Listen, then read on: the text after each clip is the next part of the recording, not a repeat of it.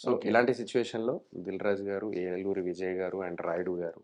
So Ceded Rayudu గారు. So everyone supporting me on this. Very nice. Very nice. Even you sir అంటే మీరందరూ అంటే ఏంటిదంటే సార్ ఆహ్, నాకు ఒకటి ఇందాక గూడా చెప్పిన నాకు యంగ్‌స్టర్స్ లైక్ చాలామంది నాకు తెలుసు heroes. But no one is supporting me on this. అవును. నువ్వు ఫంక్షన్‌లో కూడా చెప్పావు యాహ్! కదా! నాగార్జున గారు అంత స్థాయిలో ఉండి నా ట్రైలర్ లాంచ్‌కొచ్చారు అప్పుడు.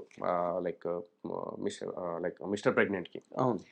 సో, అలాంటిది న్యూ కమర్స్ లైక్ 1, 2 హిట్ కొట్టిన వాళ్ళు నన్ను పట్టించుకొని కూడా పట్టించుకోలేదు sir. Which I really felt very bad. అంటే నేను I'm not saying that I'm not expecting that they have to come అని. అట్‌లీస్ట్ ఒక్క మెసేజ్‌కి రిప్లై సార్. శ్రీకాంత్ గారున్నారు. ఫోను చేయంగానే నాకేం శ్రీకాంత్ గారు ఎళ్లి మేము కూర్చొని పార్టీలు, గీటీలు చేసుకునేది లేదు. ఫోను చేసి "సార్ అన్న ఇట్లా ఇట్లా నాకు సినిమా రిలీజ్ అవుతుంది. ఒక స్టోరీ పెట్టండి అన్న." "సోహెల్ నువ్వు టెన్షన్ పడకు. He is a Bigg Boss follower. Story ఏంది నేను పోస్ట్ పెడతా" అని చెప్పి ఇన్‌స్టాగ్రామ్‌లో పోస్ట్ పెట్టాడు సార్. హ్మ్. డైరెక్ట్ పోస్ట్ పెట్టారు. సో, నేను అదే అంటున్నాను. అంత స్థాయిలో వెంకటేష్ గారు రిప్లై ఇచ్చారు వాట్సాప్‌లో. I never met him. But still he gave reply. That is what I said in every interview, in every on stage అదే చెప్పిన. అంటే నీకెందుకు రెస్పాండ్ అంటావు ఆ యంగ్ హీరోస్?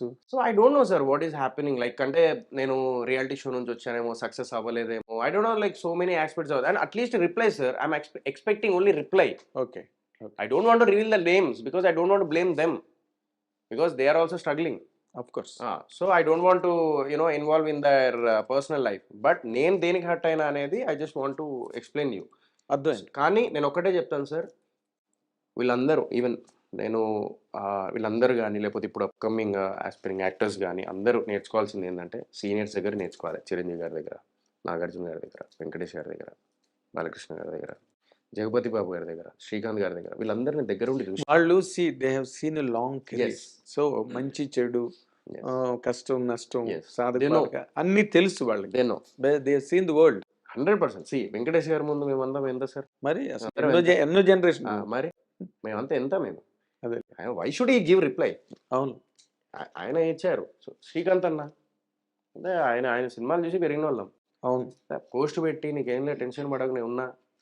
అంటే ఇప్పుడు నువ్వు ఇందాక చెప్పిన దాని ప్రకారం ఎంటర్‌టైన్‌మెంట్ ఫార్మాట్ అన్నది ఎప్పుడు కూడా ఇలాగే ఉండాలి, ఇలా ఉంటేనే ఆడుతుంది, ఇలా లేకపోతే ఆడదు అన్న రూల్ ఏం లేదు లేదు దానికి. సార్. సినిమా ఈజ్ దేనికి లేదు. ఏ సినిమా అవును. మొన్న లేటెస్ట్ 'హనుమాన్' సినిమాకే నువ్వు చెప్పిన దానికే నేను అంటున్నా. హ్మ్. మొన్న 'హనుమాన్' సినిమాకి కూడా థియేటర్స్ లేవన్నారు. అవును. ఆళ్ళు స్ట్రగుల్ అయ్యారు రిలీజ్ అవును. ముందు. అవును.